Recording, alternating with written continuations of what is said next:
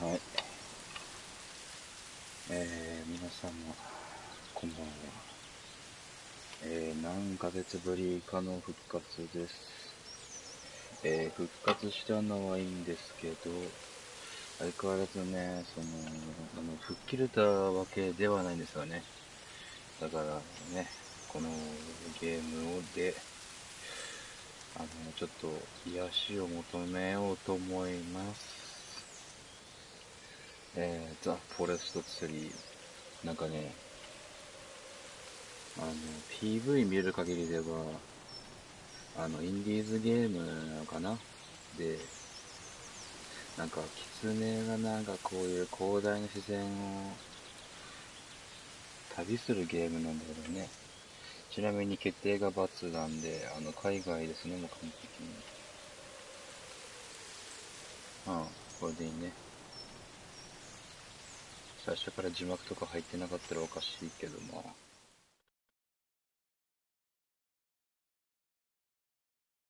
やっていきましょう。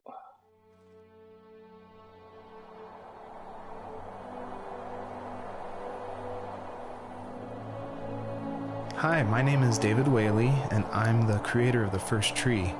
I also voice a character named Joseph. So I just wanted to introduce you to this commentary mode, tell you that you can find interesting things about how I made this game by touching the speech bubbles you see in the world. So I hope you enjoy it.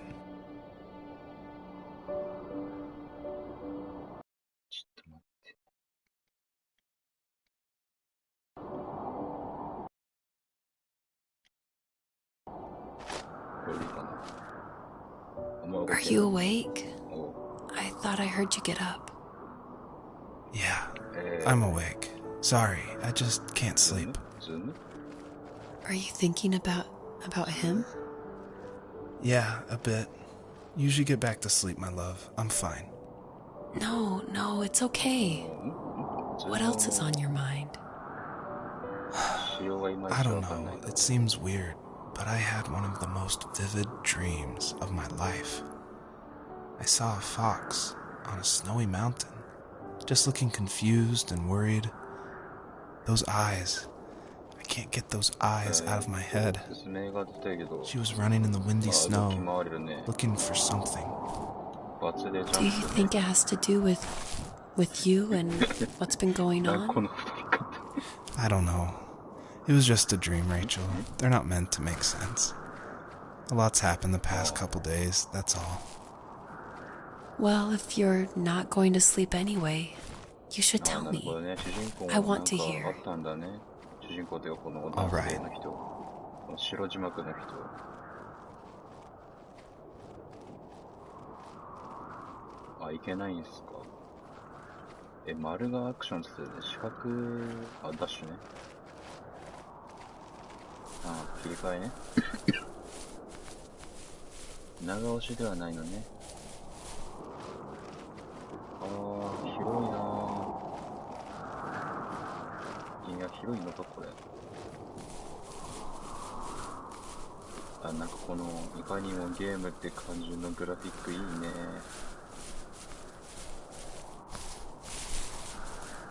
Zoom がちゃんと仕事してんのかわかんないな。してる。聞かないな、Zoom がちゃんと。これは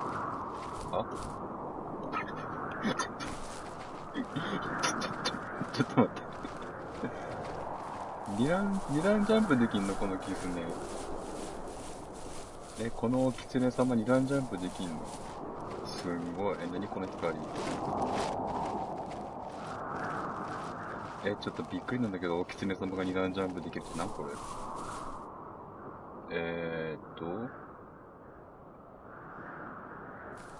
なんだってなんちゃらアイテムで、データだな。データじゃないな。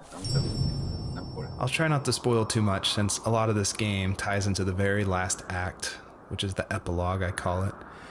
ちょっと待って、字幕聞いてないんだけど。But you'll notice there's lots of これだけ字幕聞かない。 items around. And that's kind of what the first tree is about.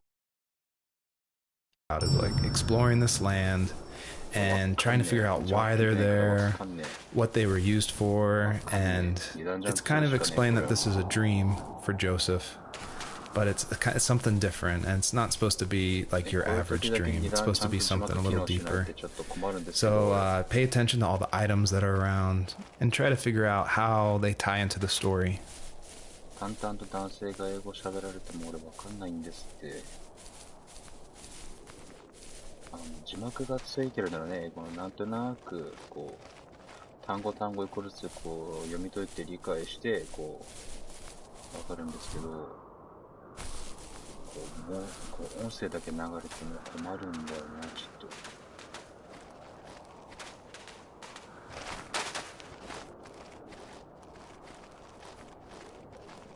いや、変な相変わらずデフォルトなのね。なんかあと何分ぐらい流れますようなカットテープみたいな。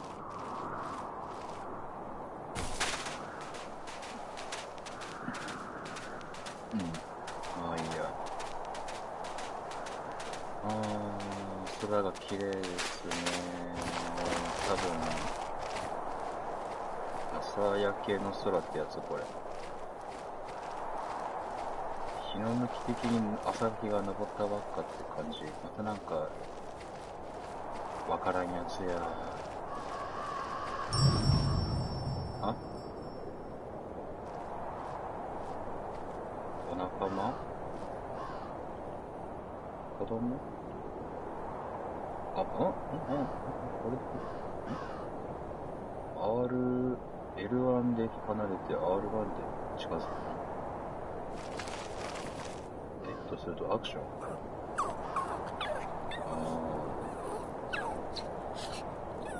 小さいけど小ギツネでいいの？誰の子供なの？ちょっと許せんな。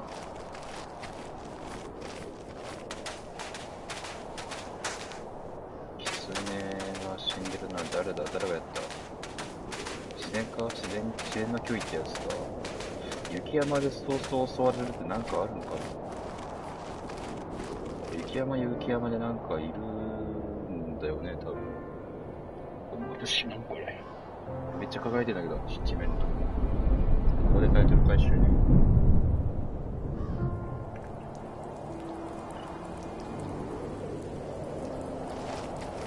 急に雨降るやん。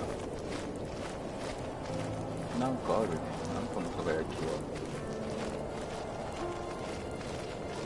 道筋的な。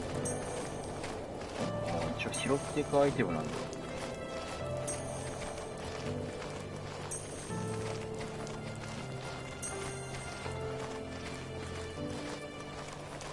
またこれ右側なんかあるね。右側行ってみる？それとも目の前のやつやる？またなんかお話のやつやわかんねえからいいや。これ意外とまっすぐ進ませてくれないんだね。結構時間かかるわ、進むの。ジャンプが速い、もしかして。そんなことある？ジャンプが速いとか。書いてるね、大きな輝きがあるね。こっちもお話のやつや。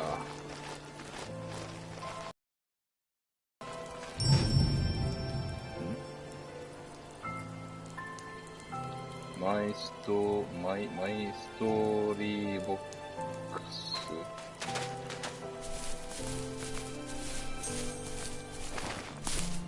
これ。でかくない？どんぐりじゃないな。これ。ツボ？アクションとかなんかできるかな？できないね。ちょっと歩いてみる。首がかゆい。なんかできるわけじゃないんだね。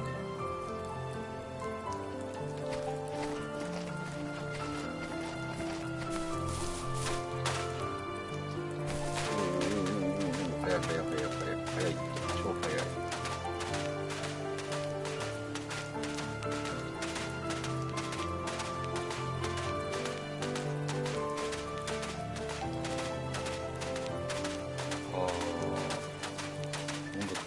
って幻想的だな。鳥も飛んでるな、遠くから。なんこれ。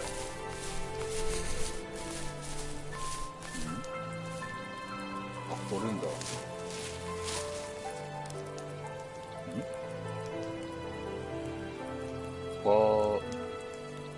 フォレストアイテム。じゃあ、ファーストアイテム。船。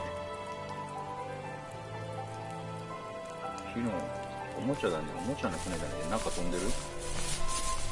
影見えたけど、なんかトンビとかおる？もしかして。トンビはあれか。あれだよ、日本なんだ。日本だよね、トンビって。タカ的な、ワシ的な、なんかいるの？影か。すごい、これ影もちゃんと生き生きしてるわ。仕事してるわ、ちゃんと。これなんか書いてる。ブロークン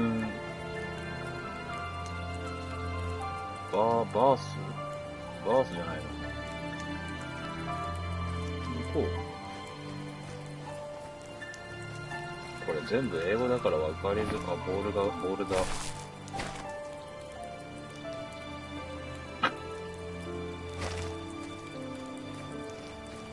別にまるでアクションを起こしたりはできないね、ここら辺も。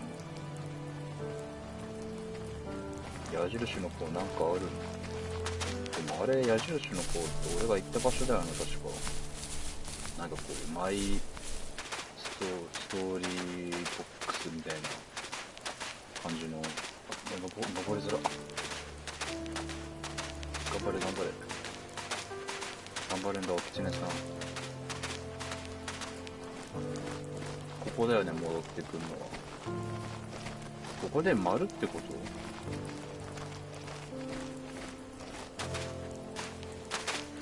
違う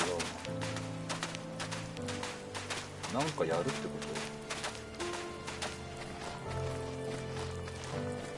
と？とりあえず、この割れた調度品とかのとこで丸連打しまくるか。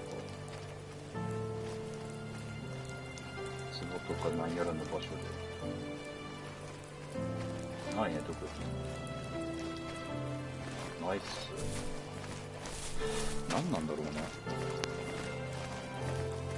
いまいちわかんないな、やっぱり、英語だと全部。メニューのとこだけ日本語対応してたけど、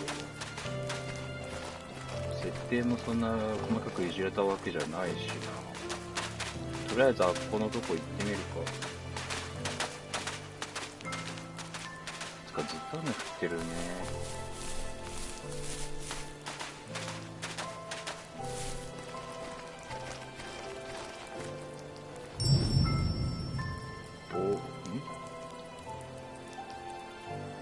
なんだこれ。ボーナス。うさぎさん。捕まえたりはできないのか。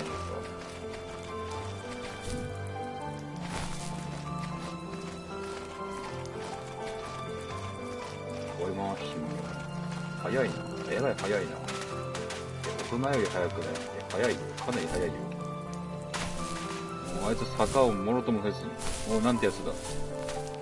私のりは俺の方が有利だ。捕まえたりはできないんだ。まあいいや。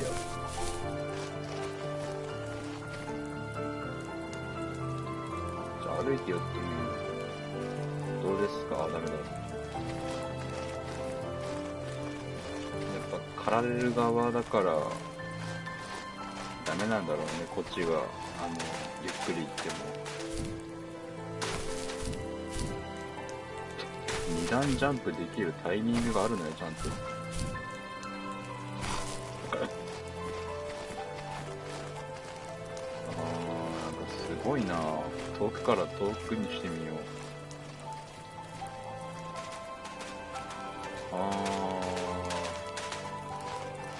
なんかグラフィック遠くのやつすんごい荒いけど、それもまたいいよね。ゲームって感じがしていいね。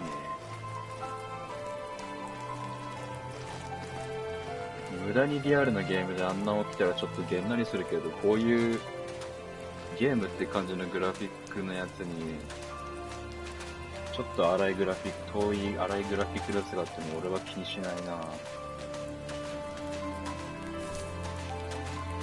向こうもなんかあるね。とりあえずこの光の筋をたどってみればいいか。あ、なんかあるね、向こう。なんあれ、戦車。ちょっと待ってね、これ、開発モードなかったらさ。あ、ほんとや、ないね。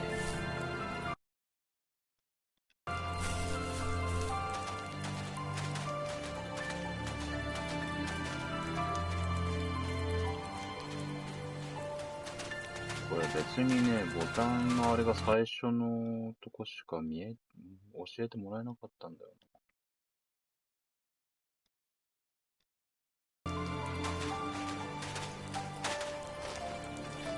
これもまた掘るのね。何が出ます？ああ、戦車だ。木彫りの戦車。これは、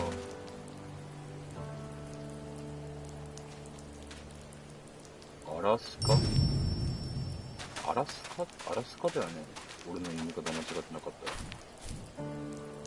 たら。アラスカって国の名前なのかな、アラスカって確か。戦車や。戦車が、えらいなんかちょっとこう、宝石みたいな艶のある戦車だけど。あ、ここもなんかあるね。ここら辺なんかメタリックカラーなんだけど、こう見雪だけ。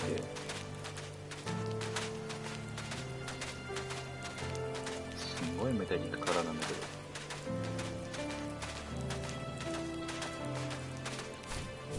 なんか物理エンジンがすごい働いてるから、ジャンプしながら登った方が早いってことに気づいちまった。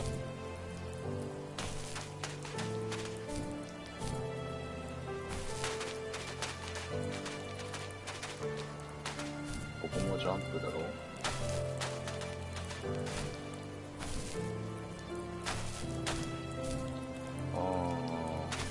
キツネが2段ジャンプするってすげえ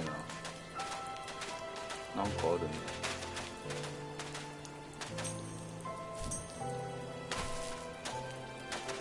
アクションがなんか起こせるわけじゃないな。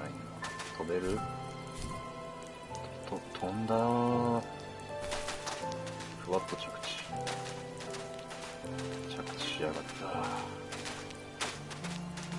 普通に着地しやがった。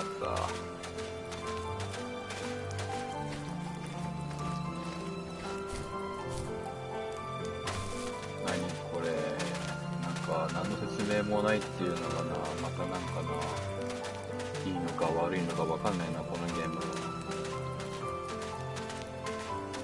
こうもなんかあるね。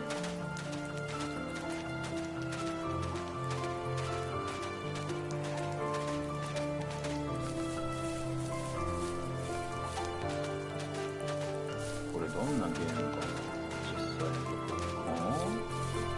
今度は遊具がある。世界観がいまいちわかんないな。確か男の人の夢だったよね、確か。それでいいのかな、夢の中ってこれでいいのかな、その男の人がやってたら。まあ、そういうことにしときますか。雪山の中にこんなのがあってもおかしいもんね。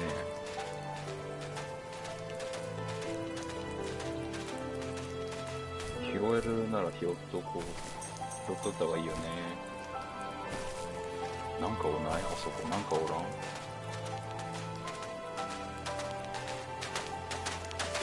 なんかいるわけじゃないか。まだ公園の遊具がある。なんかこうくるくる回るやつね。あれでこうみんなでさ、こう押し合ってさ、回し合って遊んだよね。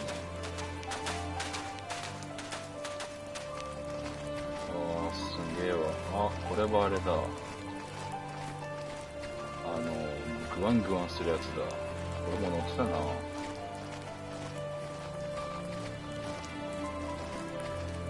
また公園の遊具がある。謎だなぁ。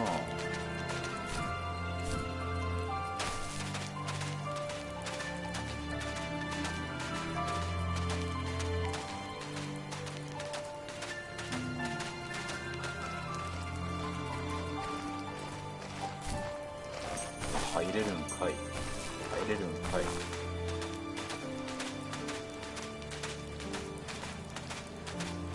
今ね、どういう風に進んでるかっていうと、こう、両サイド行きながらグワングワンしながら行ってますね、これは。またウサギさんだー。あ、ダメだった。やっぱりこう、捕まえるとかできないんだよね。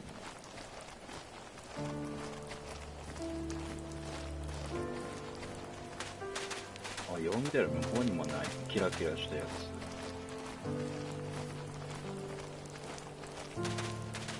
大まかにこう、ぐねぐね曲がりながら進んでますね、今。あった、やっぱり。このキラキラ何なんだろうね。男の人が抱くして大事なものかな。そうならちゃんと取ってあげたいよね。比較的向こうにもあるけど、あっちの光の筋もね、気になるんだよね。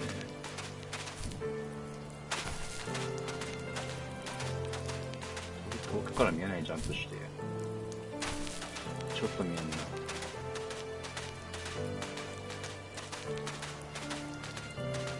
とりあえず下の方から行こう。またなんかあるね。遊具かな。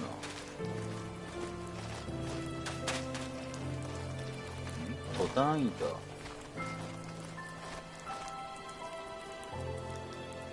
お菓子。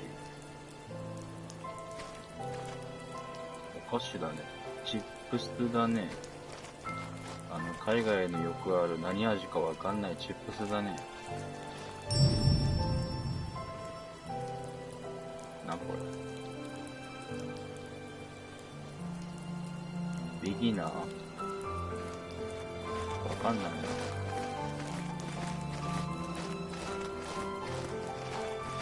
これ向こうからしか回らないといけないね。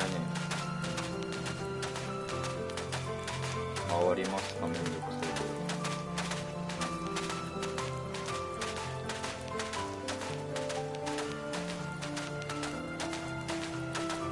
これは段ボールでなんか書いてる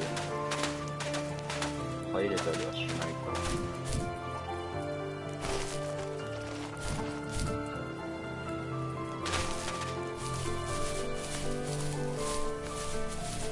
やっぱそこはゲームなんだよ。どんなに高いとこからしても問題ないんだよね。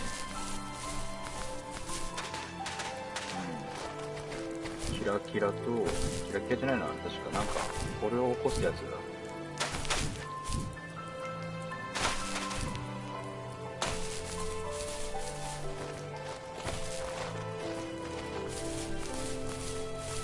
これは、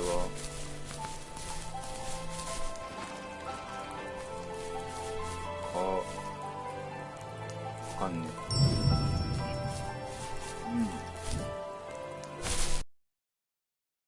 本来ならさ、聞こえるはずだよね、なんか。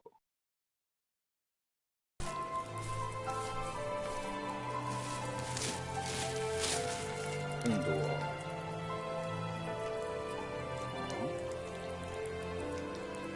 絵だね。場所はここでいいのかな。ここに家建てようとしてるのかな、誰かが。うわ、難しいな、あんなまた。飛ぶ方向間違えたら取れないやつや。なんか向こうは木か、ただの木か。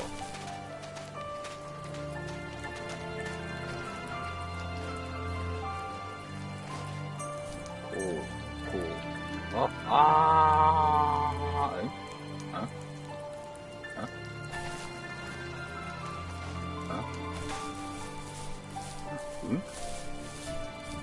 すげえ戻り方したな、俺今。顔面を雪に埋もらせながら戻ってきたよ。アメリカンな旗と、独立記念日しそうな旗と、なんかの勲章だね、これ。メダルだね。でも上にあるのはあれか。兵隊さんのあれはね、階級のあれはね。じゃあ、主人公は軍人さんかなんかなんだろうね。それでちょっとこう PTSD みたいな。あとちなみに PTSD っていうと精神的にこうなんか、なんていうの、トラウマ抱えた人は簡単に言うと。トラウマ抱えて、ちょっとこう、なんかの弾みで思い出してからちょっとこう、病気みたいにこう、心の病って言った方が早いのかな、PTSD って。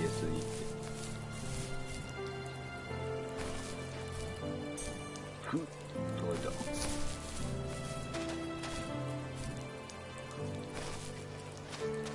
次の場所なんかこっち側なかったっけ？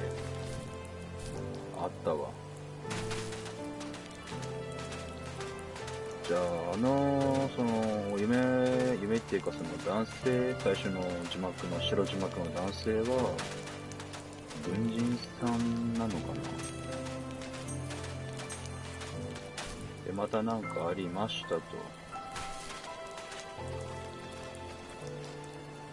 掘り。この何見つけたの？積み木の列車だね。で、あっちは行ったね。じゃあ前に進みますか。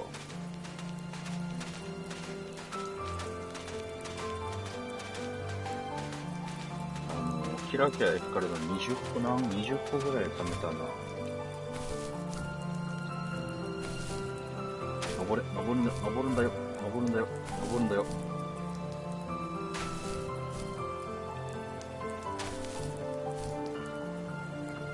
早い段階でいけるんだ。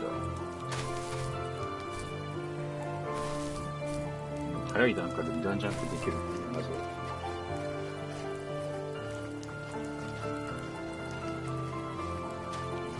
首がかゆい。別にひなみだ症候群患ってないよ俺。なんか首がすごいかゆいんだ、それでもなぜか。傷はできてるぐらいかゆい。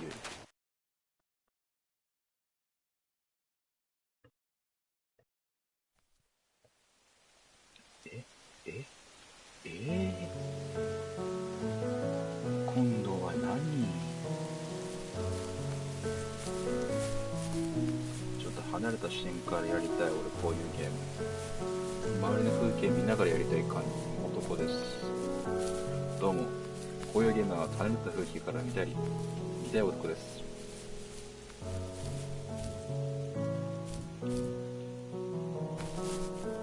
こういけない。こっち通れるっていう。飛ぶんだ、お口の様。飛べ、ジャンプしない。あ、オッケー分かった。ここから先ジャンプできないんだな。オッケー分かったよ、お口の様。任せな。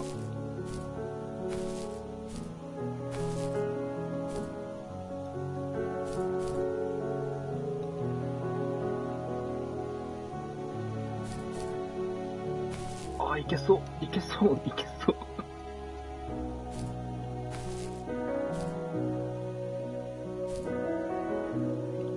あ、いけそうだよ、本当にこれ。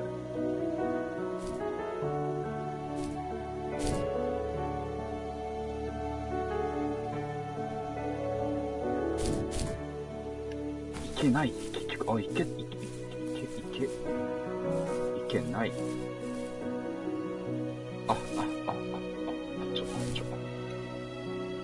帰りまーす。こんなことしてる場合じゃなかったね。急に草ぼうぼう生えるやん。マックス大草原ってか。いや、マジで大草原だな。なんかあるね、これね、こういう音声流れてもさ、英語で My teenage years were full of sketching, angst, and trouble. I wasn't popular or unpopular. Maybe just forgettable. I guess that gave me a sense of freedom. So I hung out with crazy kids, doing crazy things, even though I mostly just watched the chaos ensue. We did it all. Put fireworks in mailboxes, hide roadkill in people's garages, break windows of the barber shop in Anchorage. My dad was furious, but he was so busy working he couldn't do much to stop me from going out. I think being an adult means there's no one to stop you making hard decisions. He had to make a living, and he couldn't be in two places at once. Yeah, I realize that now. But at the time, I was sure he was more interested in growing his business than what was going on with me.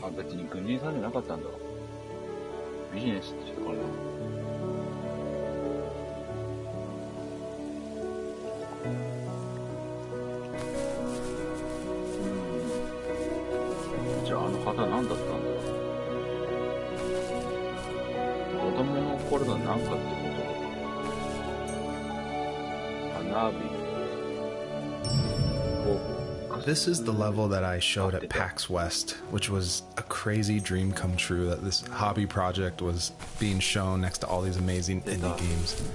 So I decided to show this level because it's smaller, there's like some jumping puzzles, and I thought it was a good entry into the game. But the one thing I can't seem to forget is right before we opened to the public, there was an indie dev superstar. Like, you've definitely heard of his games. And I was like terrified. He wanted to try it out. So I said, of course, like, please give me your feedback. And he was super nice, super talented, of course.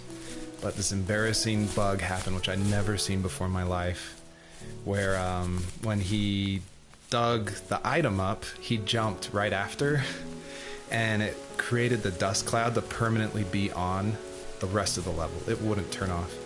So it looked like this fart cloud following the fox as it just kept running with this beautiful music and serious voiceover. And it was horrible. I think about that every time I look at this level. But, you know, I was able to fix it, so I'm glad someone could at least find that bug. I always wanted this game to be very meditative and relaxing, but I know there's a balance between keeping the player's interest. So I added this butterfly jumping mechanic just to like spice things up. I used a plugin called Playmaker for Unity, which in a visual editor lets you do interactive things, which is perfect for me because I do come from a film and design background. But on the flip side, I really wish I was good at code, because this jumping mechanic, the jumping mechanic in the whole game actually has frustrated a lot of players. But hopefully I've been able to fine-tune it, so it should feel a lot better now. I would just hate that this meditative game would get frustrating, so I've definitely I've lowered the gravity, I've made the jumps more consistent, so hopefully people can just focus on the world and the story.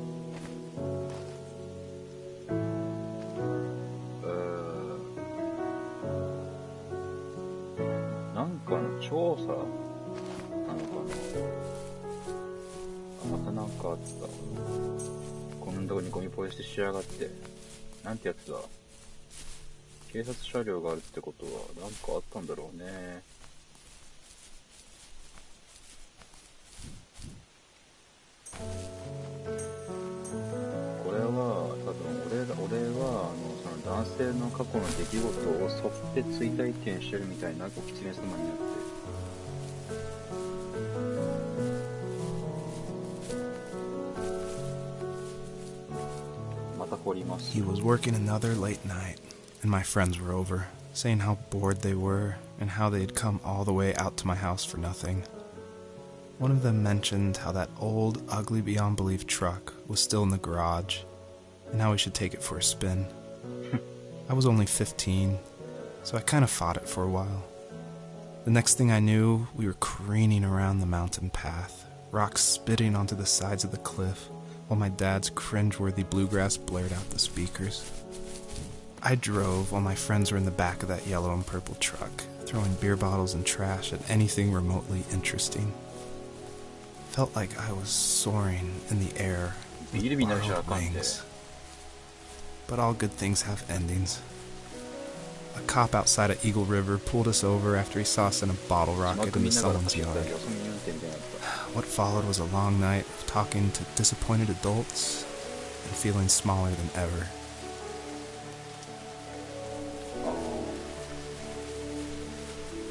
なるほどね。つまり啓発車両にいたずらしちゃうのね。というわけで、蝶々みたいなやつ使わせてもらいましょうかね。新しいアイテムって感じじゃないのか。一度きりみたいなやつか。これ、ほわーって飛んでから、いいからね。おー、すごいジャンプ力。で、また蝶々はどっか戻ってくるのね、あっち側に。うわー、すんごいいい景色だなぁ。こういう景色の方が好きだなぁ、ゲームで見るなら。光るやつが3つ並んでるね。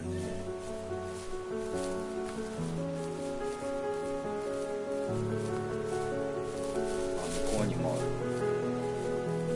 この蝶々は関係ないのか。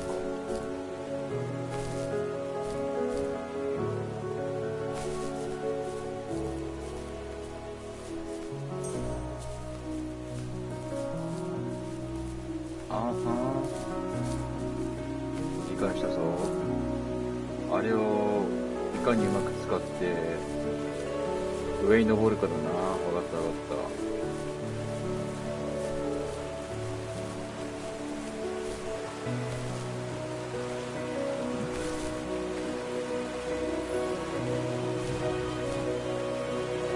使わなくてよかったじゃないの。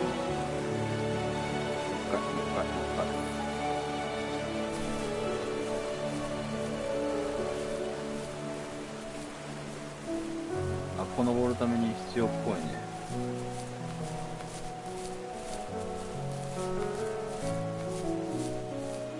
遠くから見たらちょっと発光してんだよな、自分が。 After he drove me home from the police station, I blew up at him, saying how I never wanted to be like him, how I was going to be someone and leave that hick icebox for good. He just looked forward at the road with tired eyes. I took out that bluegrass tape from the cassette deck and chucked it out the window. In my sage teenage wisdom, I thought I had proved the ultimate point. But my dad had a different idea. He slammed the brakes, slowly bowed his head while gripping the steering wheel, and finally looked at me. All he said, like it was a polite request, was, "Make this right." I sat there in silence, fuming, but I eventually got out and combed every square inch of the woods, muttering profanity after profanity. I found it 30 minutes later, near a small waterfall off the road. I went back to the truck, put the wet tape back in, and sure enough it worked. We didn't speak another word to each other the rest of the night. Wow, I knew you were a crazy teenager, but... It's hard to believe, isn't it? It surprises me too. It's like I didn't really know who that kid was back then. I bet my dad thought the same thing over and over. It's almost like he was saying, "Make this right," to himself, more than to me.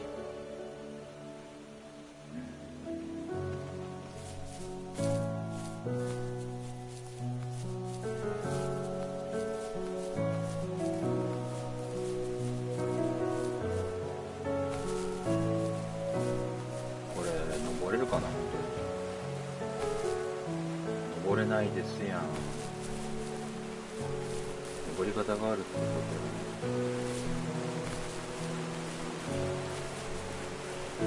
このなんかちょっとした段差気になるから、ここからまた飛んでみるか。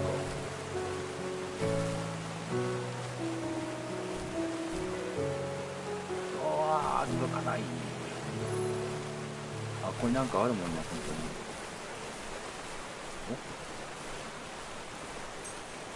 お、通れるのかい、そこの隙間。これ勢い余ったりとかしないよね。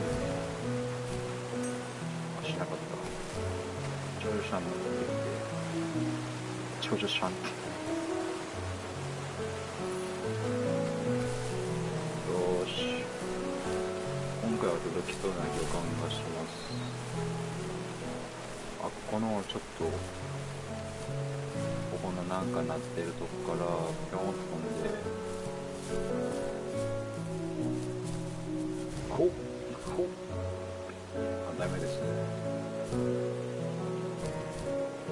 ここさ、レンダル飛べない？ちょっとやってみてもいいかもな。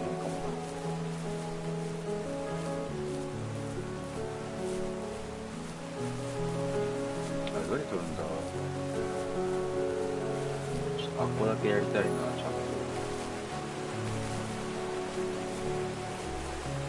やり方が確かこの壁面にへばりついて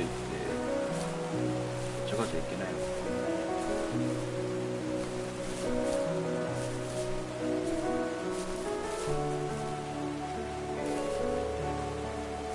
一度ジャンプしたらね、甲が切れちゃうからね、ちょっと慎重にいかないとね。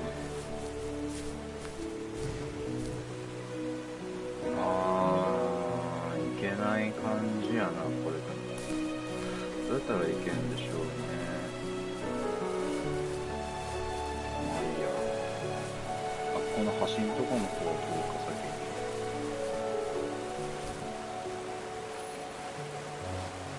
これセーブないの？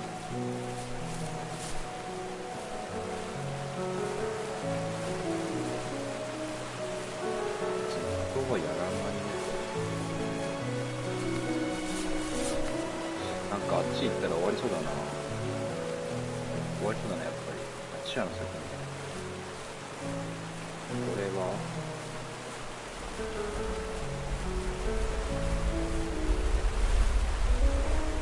スイミング。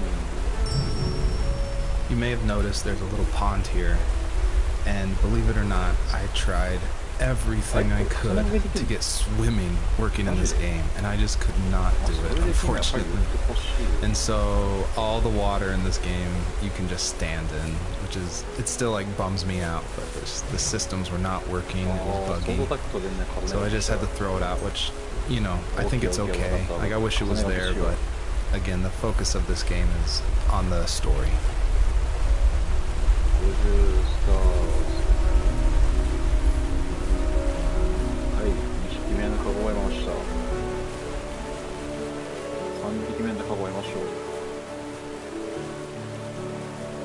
これジャンプ図に登れるかな。あ、いや、あれだ、あっちの岩から登ればいいんだ。松ボタン消してくれるんじゃねえぞ、これ。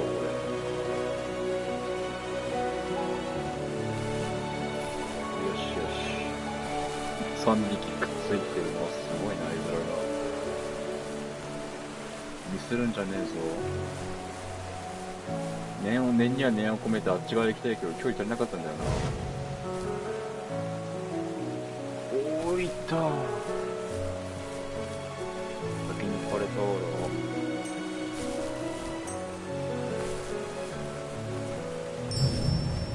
My biggest hope for the players that are playing is that they realize how similar these two parallel stories are, of this fox looking for her missing cubs, and also of this son reconnecting with his father. And so I try to add little touches in the voiceover and in the environment to help draw those parallels, even if they seem totally dissimilar.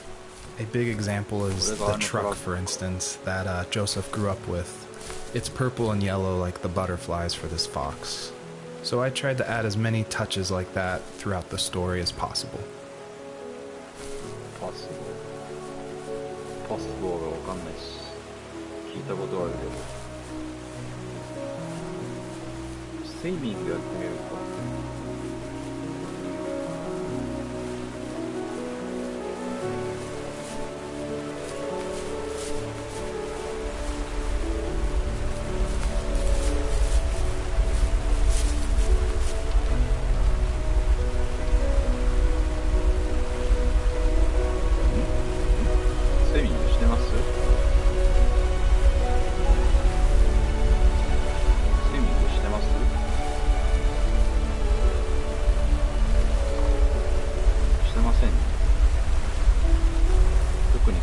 要素なかった。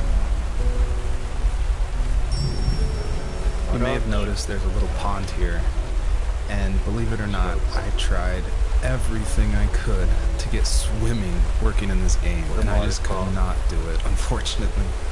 And so all the water in this game you can just stand in, which is, it still like bums me out. The systems were not working, it was buggy. So I just had to throw it out, which, you know, I think it's okay. Like, I wish it was there, but again, the focus of this game is on the story.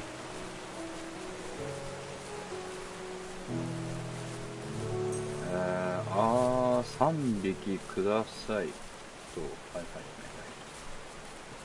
3匹揃えてくださいねって感じね。2匹で足りません？またあれすんの？まあいいでしょう。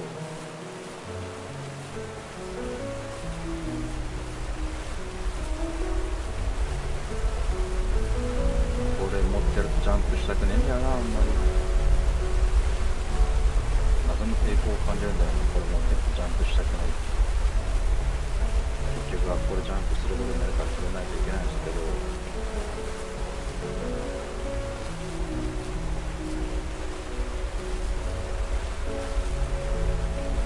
ほっ、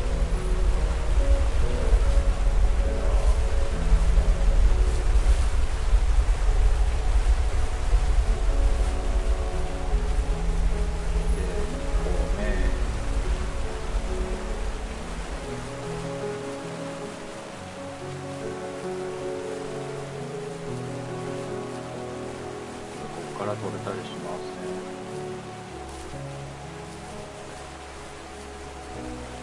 しないですね。い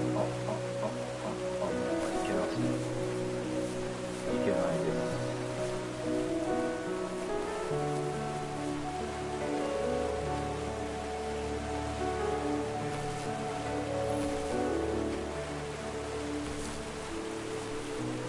なんか3羽並んでると3匹。My friends would laugh about that night and talk about how crazy it was, and I laughed along, pretending it didn't bother me. But it did. I imagined my friends growing old in the bush, unable to find that thrill in those godforsaken ice fields. It's like those mountains were a literal wall, keeping me from leaving, where all I would have to look forward to are lumber yards and evening beers. I had to climb over. That was my only goal for a long time.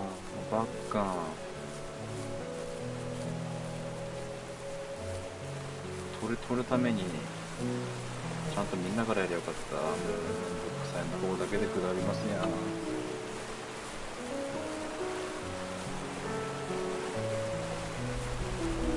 方だけでかなり下りますやん。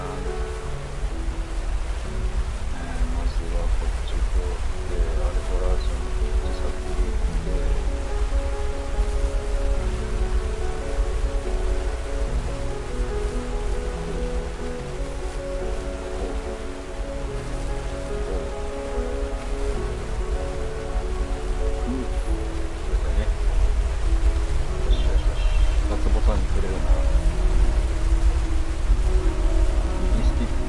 だけ触ってる方が見ていいおえいって言ってな。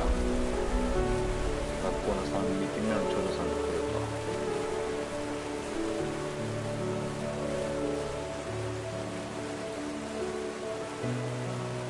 で、このここにいい加減に着地して、よしよし。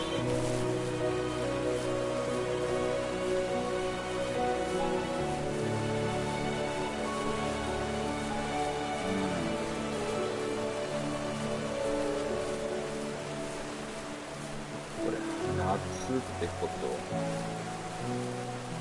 夏っぽいね、感覚的に。春なんかな。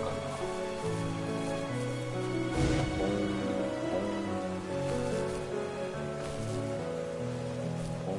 ポンポン。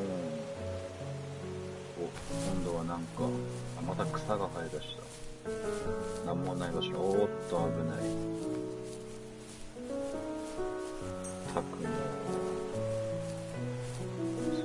そういうとこだけはあれなんだから、ちょっとコペ作ってんだからもう、はい。 If there was some way I could take my love of drawing and turn it into a way of escape, nothing would make me happier. I wanted to create instead of tearing trees down. I wanted to move to the lower 48, not because I hated it there in Alaska, but I hated the idea of it.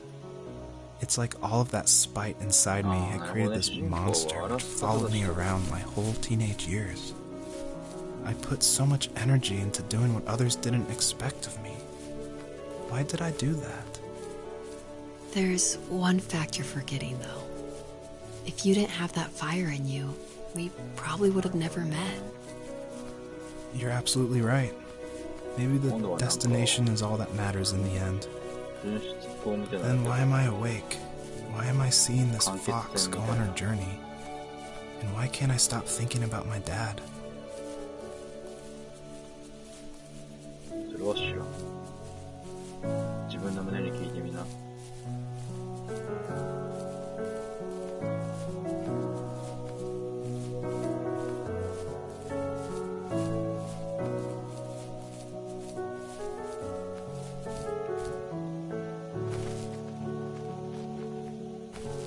ほう。え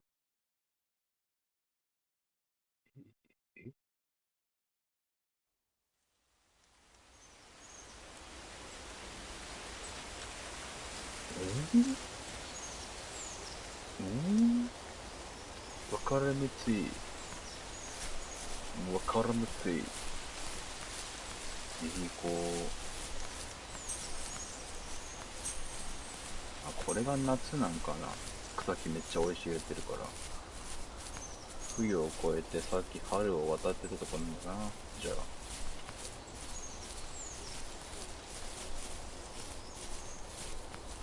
でも今日ここまでにしとこうかな。うん。そうしよう。うん。はい。というわけでね、この今走り回ってる最中ですけど、ここで終わりにしましょうかね。このゲームに関しては、こう復活するためにやってるだけなんで、続きはしないですかね。Almost all stories follow the same kind of structure, and it starts with an inciting event, and then there's rising action, and then there's a climax, and then there's falling action. And it's actually really difficult to make an interesting story where you only hear these two people talking, and it's spoken through a dream that's already happened. And the most of the action is about this animal that isn't directly related to this couple at all. So I don't know what I was thinking, but my hope was that it would create some interesting things and connections that I didn't see before. And that was kind of the whole exercise of making the first tree. さっきね、間違って触っちゃったから、待っとこうかなと、さっきの男性の話は、終わるまで待っとこうかなって思ったんですけど、なんか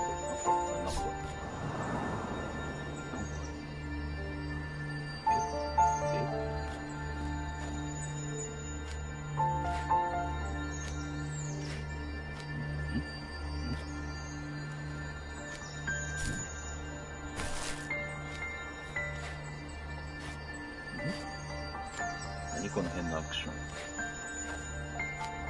めっちゃすいませんじゃなくてんだけど、前は。で、このゲーム、さっきの話の続きになりますけど、このゲームは俺の復活のためにやってるだけなんで、続きはしないですね。まあ、このゲームの何が見て楽しいかってなると、まあよくわかんないんですけど、俺はただ自分のこの進んだ心を癒すためにやってるだけであってですね、このゲームやってるので、別に続きはしないですね。どうしても気になるとか言ったら、まあ買っていただいて、このゲームを。というわけで、今走ってますが、今回ここまでにします。まあ見てる方、多分いないと思うんですけど、これから見られる方もね、いないと思うんですけど、最後までご視聴ありがとうございました。皆様に良い夜があらんことを。それでは。